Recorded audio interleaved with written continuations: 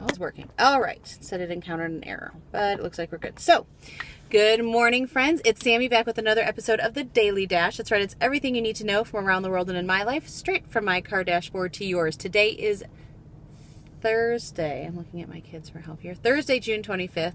2015, what you need to know. There was a fighter jet that crashed running a night mission in Arizona. The pilot, we do not know if he is alive or dead.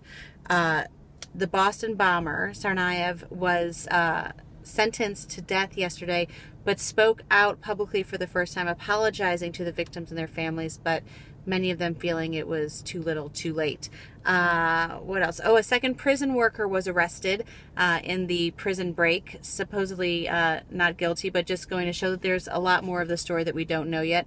And Whole Foods is coming under attack for overcharging their customers on pre-weighed, pre-packaged goods. They're denying that, saying that whenever there is a discrepancy, they always err in favor of the customer. So that's what's going on in the news. What's interesting today is that as I was reading this is my, oh, thank you for the hearts, Amanda. This is my utmost for his highest. It's falling apart so much. I've had it for so many years that I've used press and seal to hold it together. Hilarious.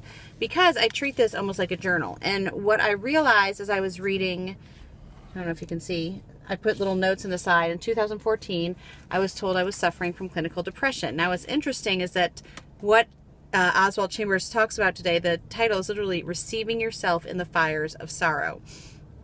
And so this says, as a saint of God, my attitude towards sorrow and difficulty should not be to ask that they be prevented, but to ask that God protect me so that I remain what he created me to be in spite of all my fires and sorrows. Our Lord received himself, accepting his position and realizing his purpose in the midst of the fire of sorrow.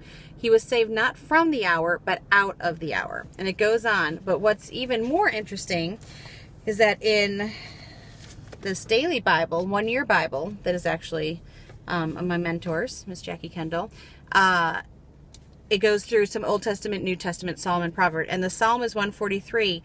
Verse 7 says, "Come quickly, Lord, and answer me, for my depression deepens. Don't turn away from me, or I will die."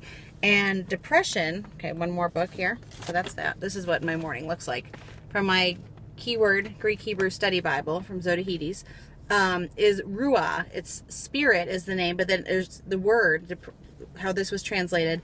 But Ruah is also used in the sense of purposelessness, uselessness, and emptiness. So a couple things that I want to say. One, just because you're diagnosed with something doesn't mean you have to live with that label. Okay, so I am still working through, but just don't define yourself by what you have. Remember who you are, who Christ created you to be. Second, I love that not only was David suffering from this, even these great figures in the Bible that we look up to, it doesn't mean they were perfect. It doesn't mean they didn't suffer, that they didn't feel pain or sorrow. We have someone that we can identify with. And also, it's a journey. It's a never-ending, continuing journey. So, just excited to see those milestones, to know that I can move forward through those. We're experiencing a little depression in our house today because the kids get to go to the dentist. And I say it's a privilege. They disagree with me. Yeah.